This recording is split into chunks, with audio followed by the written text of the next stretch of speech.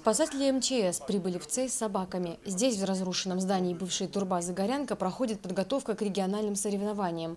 Чтобы стать кинологом, одной любви к животным будет недостаточно. Важно запастись безграничным терпением и хорошо знать специфику работы. Артур Цугоев работает в МЧС не первый год. Здесь мы находимся с целью подготовки кинологических расчетов Северо-Остинского поисково-спасательного отряда. Также к нам прибыл в гости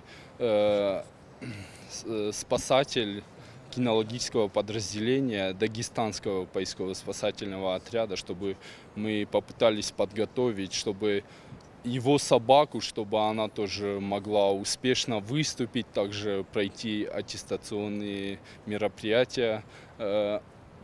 Поиск собаки зависит от подготовленности.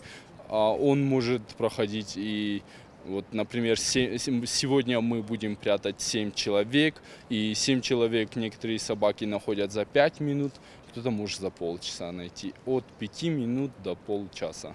Натаскивать и тренировать своего пса для поиска людей – дело серьезное. Этому нельзя научиться за один день. Артур часто вывозит в предгорье студентов и выпускников школ. На этот раз в составе группы гости из Кабардино-Балкарии и Москвы. Я перед тем, как приехать сюда, в Владикавказ, я сам из Москвы, я очень сильно нервничал и хотел незабываемо провести лето. И на самом деле, благодаря Артуру, это самое незабываемое для меня лето. Мы здесь помогаем ему, дрессируем собак. Это очень, на самом деле, интересно и классно. И мне нравится. Собаки – это не только друзья, но и товарищи по работе. Вот это я понял. Если собака тебя не слушается, то нельзя ее хвалить. Нужно, наоборот, не как-нибудь пожестче. Вот как только она начнет тебя слушаться, нужно ее похвалить, чтобы она запомнила это. Спасатель-кинолог должен обладать не только чувством повышенной ответственности, но и иметь отличную физическую подготовку, владеть навыками оказания первой медицинской помощи. От собак требуется послушание и ловкость, поиск пострадавших в техногенном завале и в природной среде.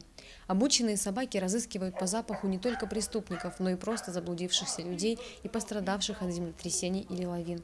На тренировке специально оборудованные места, где прячутся люди, собаки должны обнаружить в кратчайшие сроки и облаять. Только так их работа считается выполненной. Самой младшей участнице поисковых работ Сэнди всего 3 месяца, но она уже подает надежды. А вот Габи сегодня нашла 7 человек за 11 минут. Молодец, Габи. Залина Губурова, Евгений Маркин, Осетия ТВ.